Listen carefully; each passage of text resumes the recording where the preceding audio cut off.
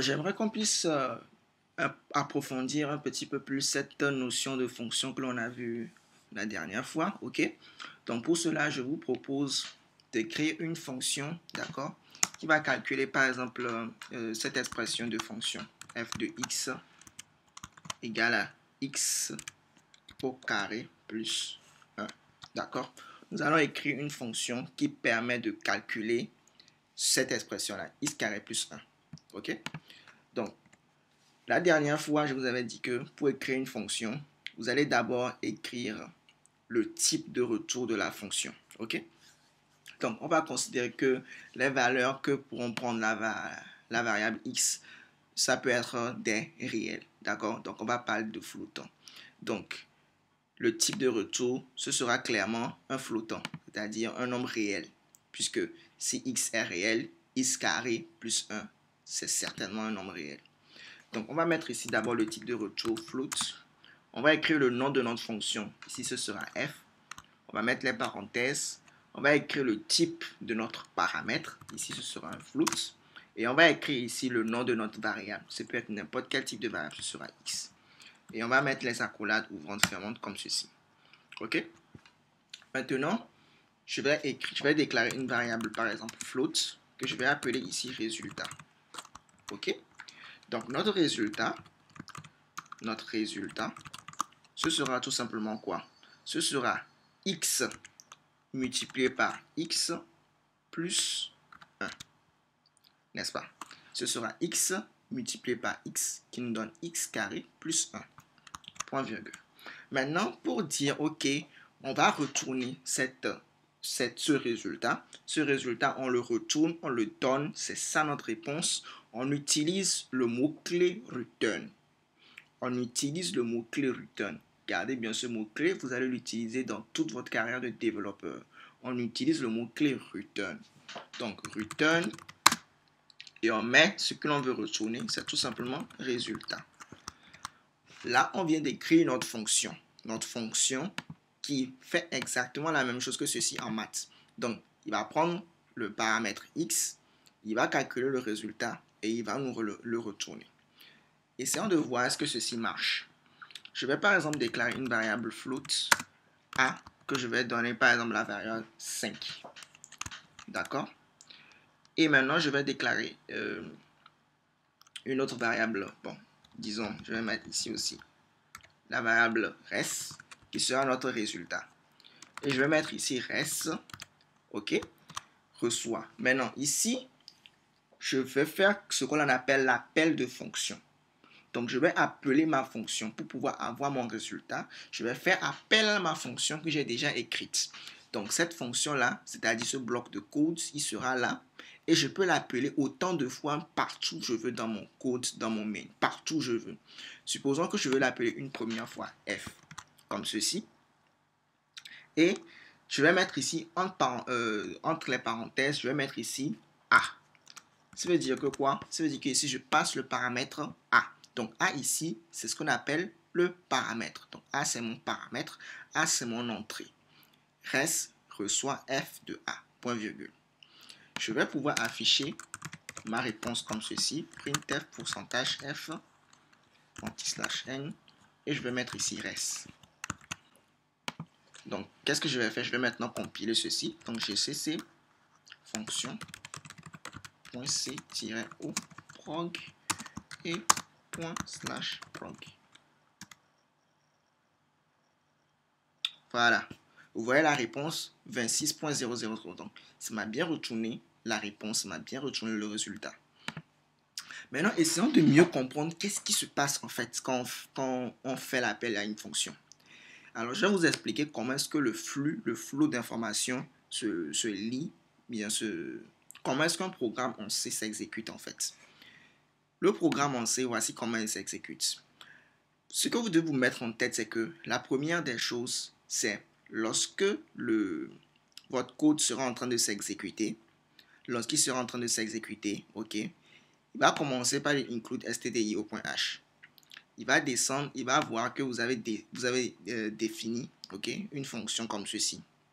Mais il ne va pas exécuter en même temps cette fonction parce que La première fonction qui est toujours exécutée dans un programme en C, c'est le main. Regardez bien votre main, c'est une fonction, n'est-ce pas? C'est une fonction dont le type de retour c'est un int. Voilà pourquoi on met le return 0.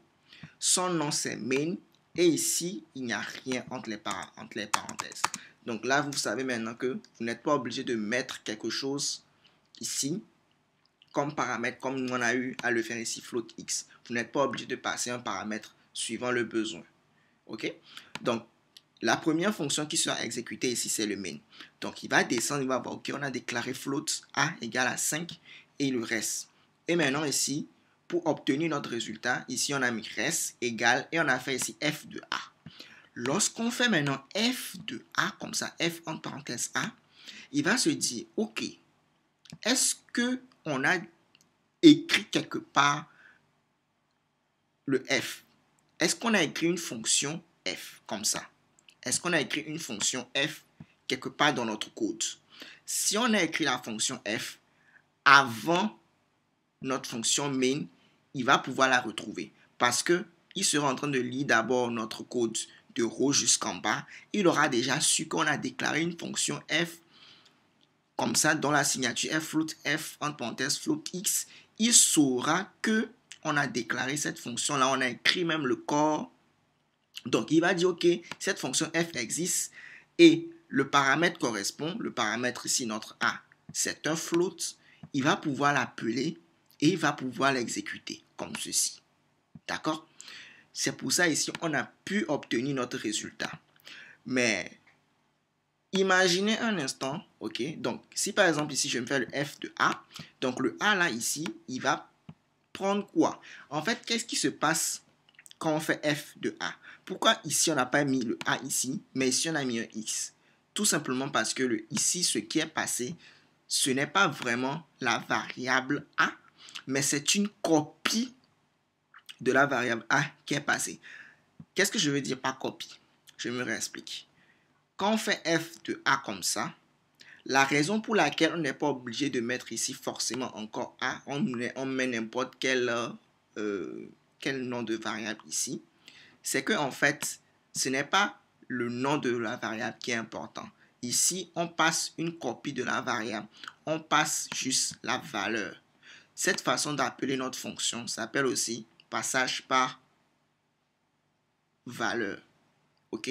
Passage par valeur. On passe ici la valeur de notre variable a. On ne passe pas la variable a en elle-même. On passe ici juste la valeur. Donc ici, c'est le 5. Donc en fait, ce qui va se passer, c'est lorsqu'on fait f de a comme ceci, le a va passer ici en fait le 5. Le 5 va venir ici. Le 5 sera affecté ici en fait à x. Et le x aura la valeur 5 et il va pouvoir l'utiliser. C'est ce qui se passe en fait. Donc il va venir ici. Le a va prendre la valeur 5. Il va donner le 5 ici. Ce 5 là va passer par ici. Il sera affecté ici à notre variable x. Et voilà, le x là aura la valeur 5. Et il va pouvoir utiliser cette valeur là ici dans la fonction pour retourner notre résultat. Voilà pourquoi elle est venue. Il a pu faire 5 fois 5 plus 1 et obtenir le résultat. Si par exemple je change ici le a par exemple 7 et je fais f de a, vous allez voir que notre résultat ce sera 50. Parce qu'il va faire, il va faire quoi? Il va copier le a, il va lui donner ici, il va mettre ici, il va mettre 7. Le 7 va venir, va monter ici, va venir au niveau de la fonction. Le x va prendre la valeur 7. OK? Et c'est ce 7 là qui sera ici, il va faire 7 fois 7, ça fait 49, plus 1, ça fait 50. Il va prendre le 50 et il va retourner le résultat. Donc, quand il fait return résultat comme ceci, en fait, qu'est-ce qui se passe? Quand il fait return résultat, ce qui se passe, c'est que il va revenir à là où on l'a appelé. Il va revenir ici, là où on l'a appelé. D'abord, au début, quand on a appelé le f, il est monté avec la valeur de a qui est 7. Il est monté, il est venu ici. Il est venu dans la fonction et il a fait ceci. OK? Il a donné à la variable x, il lui a donné le 7. Il va venir, il va faire 7 fois 7 plus 1. Il a trouvé 49. Il va trouver 7 fois 7 plus 1, excusez-moi, il va trouver 50. Il va lui donner le résultat et il va retourner le résultat. Et quand il fait le return résultat comme ceci, il va revenir ici, là où on l'a appelé, et il va donner résultat. En fait, ici, il va se transformer en fait, on peut dire en résultat. Résultat, comme résultat, excusez-moi. Et il va donner le résultat, il va le donner à res. Et res aura la valeur de résultat. Ok? J'espère que vous avez compris cela. Donc, on reprend. On appelle f avec le a. Il vient ici.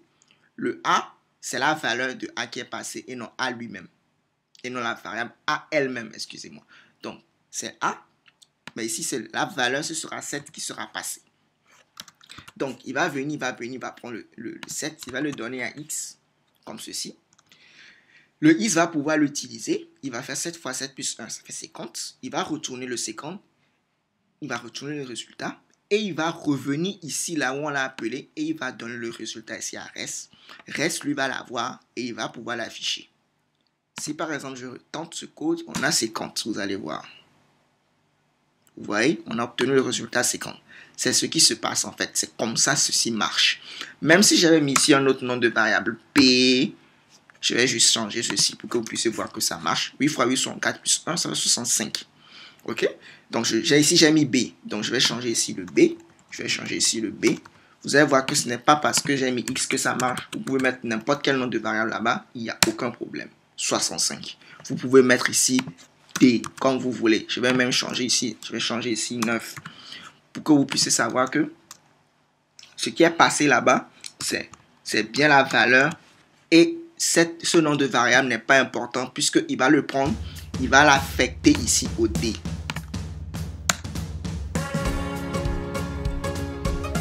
Vous voyez? 9 fois 9, 81 plus 1, 82. Ceci marche encore. D'accord? Très bien. Donc voilà ce que je voulais vous expliquer dans cette vidéo-là. Donc sur ce, j'espère que vous aura plu. N'hésitez pas à me le dire en commentaire s'il y a des aspects que vous n'avez pas compris. Je me ferai un plaisir de vous répondre. Sur ce, portez-vous bien. Je vous dis à très vite pour une prochaine vidéo. Peace.